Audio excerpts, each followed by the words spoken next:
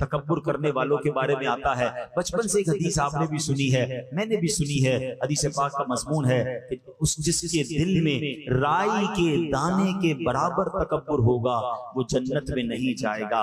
राई का दाना कितना होता है? इतना सा दाना होता है, जैसे सौंफ नहीं होती, इतना। मुझे बताओ, इतने दाने के मुताबिक तकब्बुर होगा वो जन्नत में नहीं जाएगा। जिसका पूरा दिल ही तकब्बुर से भरा होगा उसका क्या हाल होगा? शैतान ने एक ही बार तकब्बुर किया ना, कहा मैं इससे बेहतर हूं, अना खैरुम मिन। और जो रोज तकब्बुर करता है उसने एक बार तकब्बुर किया वो बर्बाद हो गया, और जो रोज तकब्बुर कर रहा है उसका क्या हाल होगा? तो प्लीज अपने आप को इससे दूर रखिए। और तकब्बुर क्या है? किसी को अपने से कमतर समझना। अच्छा, बाज़ औक़ात जब भी तकब्बुर की बात होती है ना तो ज़हन में बात ये आती है तकब्बुर तो पैसे वाले करते हैं, हम तो गरीब लोग हैं। नहीं, ये भी शैतान का बार है, हमें इल्म नहीं सीखने देता। तकब्बुर यकीनन मालदार लोग भी करते हैं, मगर उलमा ने तकब्बुर के 8 असबाब लिखे हैं। हाँ, उसमें सबसे पहला सबब पता है क्या है? वो है इल्म। हाँ, इल्म भी तकब्बुर लाता है। क्यों? जब बंदा आलिम बन जाए या बहुत सारी नॉलेज आ जाए वो दूसरों को हकीर समझने लगता है।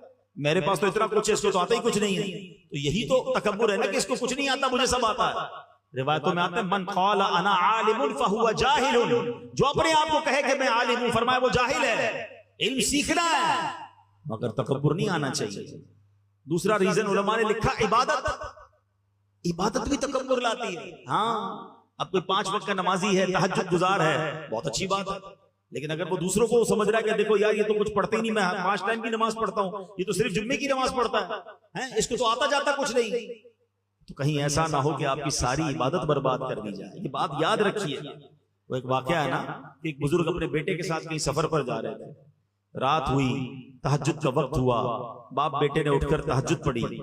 सारे काफिले वाले सो रहे थे, सिर्फ बाप बेटे उठे तहज्जुद पढ़ने के लिए।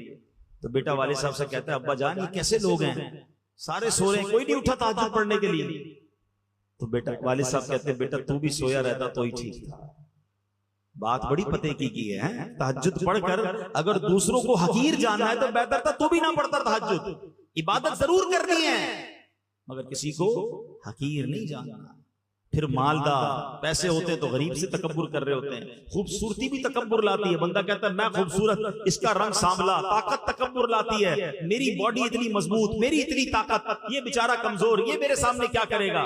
इक्तदार तकब्बुर लाता है, किसी को सीट मिल जाए वो समझता है बाकी की हैसियत ही कोई नहीं, मसल के रख दूंगा।